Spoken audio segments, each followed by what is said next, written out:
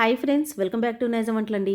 Morning అయితే చాలు మనకి ఏదో ఒక బ్రేక్ఫాస్ట్ ఉండాల్సిందే. ఉప్మా, దోశ, వడ ఇలా ఎన్నో రకాలుగా ప్రిపేర్ చేస్తుంటాం. మరి ఈ రోజు మనం ప్రిపేర్ చేసే హెల్దీ రెసిపీ వచ్చేసి జస్ట్ ఒక కప్పు రేషన్ బియ్యం ఉంటే చాలండి. హెల్దీగా రెసిపీని మనం ప్రిపేర్ చేసేసుకోవచ్చు. ముందైతే మనం కప్పు రేషన్ బియ్యం తీసేసుకొని 2 గంటల ముందే నానబెట్టేసుకోవాలి. నానబెట్టేసిన తర్వాత ఇందులో వాటర్ మొత్తాన్ని రిమూవ్ చేసేసి ఒక చిన్న మిక్సీ జార్లోకి ఈ బియ్యాన్ని మొత్తం తీసేసుకోవాలి. ఇందులోనే మనకి కొంచెం స్పైసీగా ఉంటే టేస్ట్ బాగుంటుంది కదా, ఎండుమిరపకాయలు యాడ్ చేసుకోవాలి. 5 నుంచి 6 తీసుకున్నాను. దీంతో పాటు టమాటో వచ్చేసి ఒక మీడియం సైజ్ టమాటా యాడ్ చేసుకోవాలి. ఇందులోనే సాల్ట్ని కూడా కలుపుకోవాలి. ఇప్పుడు చూడండి, కొంచెం వాటర్ని యాడ్ చేసేసుకొని మనం గ్రైండ్ చేసేసుకోవాలి. అది కూడా ఎలా గ్రైండ్ చేయాలంటే పలుకులు ఉండాలండి, మరీ మెత్తగా మాత్రం అస్సలు గ్రైండ్ చేయొద్దు. అక్కడక్కడ పలుకుల్లాగా ఉంటేనే మనకి తినేటప్పుడు మంచి రుచి అనేది వస్తుంది, అంటే రవ్వలాగా వస్తుంది అనమాట. ఇప్పుడు ప్యాన్ తీసుకొని ఇందులోకి ఆయిల్ని యాడ్ చేసుకోవాలి. శనగపప్పు వచ్చేసి 1 టేబుల్ స్పూన్, ఇందులో పల్లీలు వచ్చేసి 2 టేబుల్ స్పూన్స్ తీసుకోవాలి. ఇవి కాస్త వేగాక అంటే లో ఫ్లేమ్ మీద పెట్టే మనం ఫ్రై చేసేసుకోవాలి. ఎక్కువ మాడిపోకుండా చూసుకోవాలి.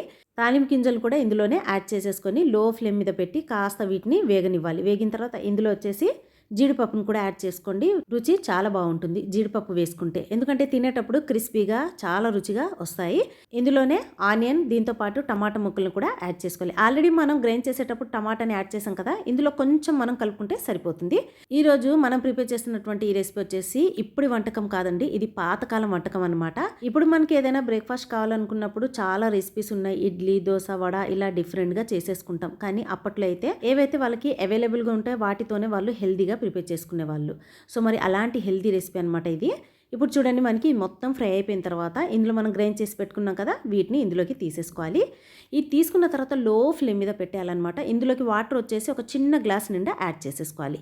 యాడ్ చేసి లో ఫ్లేమ్ మీద పెట్టేసామనుకోండి, మనకి ఉప్మా ఏ విధంగా అయితే వస్తుందో అదే విధంగా వస్తుంది. కానీ ఇది ఉప్మా టేస్ట్ అయితే రాదండి, డిఫరెంట్గా వస్తుందన్నమాట.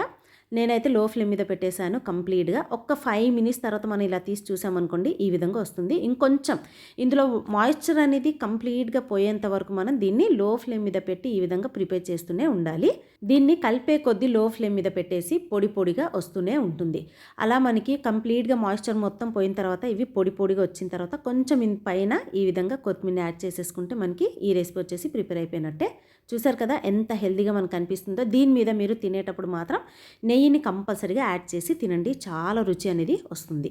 నెయ్యిని మాత్రం తప్పకుండా యాడ్ చేయండి. ఇప్పుడు కాస్త ఇందులోకి మనకి కాంబినేషన్ చట్నీ ఏంటో చూసేద్దాం.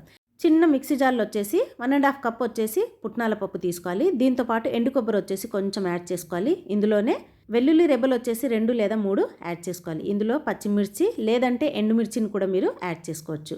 ఇందులో సాల్ట్ వచ్చేసి తగినంత, కొంచెం వాటర్ని యాడ్ చేసి మెత్తగా గ్రైండ్ చేసేసుకోవాలి. గ్రైండ్ చేసినటువంటి ఈ చట్నీకి కొంచెం పోపు పెట్టేసామనుకుని రుచి చాలా బాగా వస్తుంది. చిన్న ప్యాన్ తీసేసుకొని ఇందులో పోపు గింజలు, దీంతో పాటు ఎండుమిరపకాయలు, ఇందులోనే కరివేపాకుని యాడ్ చేసి కొంచెం ఫ్రై అయిపోయిన తర్వాత ఇది కంప్లీట్గా చల్లారాలన్నమాట. ఈ ఆయిల్ వచ్చేసి చల్లారిన తర్వాత అప్పుడు చట్నీని ఇందులోకి యాడ్ చేసేసుకోండి. వేడి మీద మాత్రం కలపకండి, మనకి ఉండల్లాగా వచ్చేస్తుంది.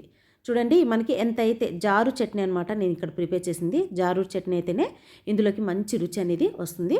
ఇప్పుడు ఒక కప్లో తీసేసుకొని ఒక ప్లేట్లో తీసుకున్న తర్వాత మనం ఈ చట్నీతో సర్వ్ చేసుకున్నాం అనుకోండి, రుచి సూపర్గా ఉంటుందండి. వేడి వేడి మీద కొంచెం నెయ్యి వేసుకొని ఈ చట్నీతో మీరు తినండి, తప్పకుండా మీకు డెఫినెట్గా నచ్చేస్తుంది. ఎందుకంటే ఉప్మా కంటే కూడా చాలా రుచిగా వస్తుంది. చాలా ఈజీ ప్రాసెస్ కూడా. మరి ఈ రెసిపీని మీరు తప్పకుండా ట్రై చేసి ఎలా వచ్చిందో ప్లీజ్ నాకు కామెంట్ చేయండి ఫ్రెండ్స్. Thanks for watching.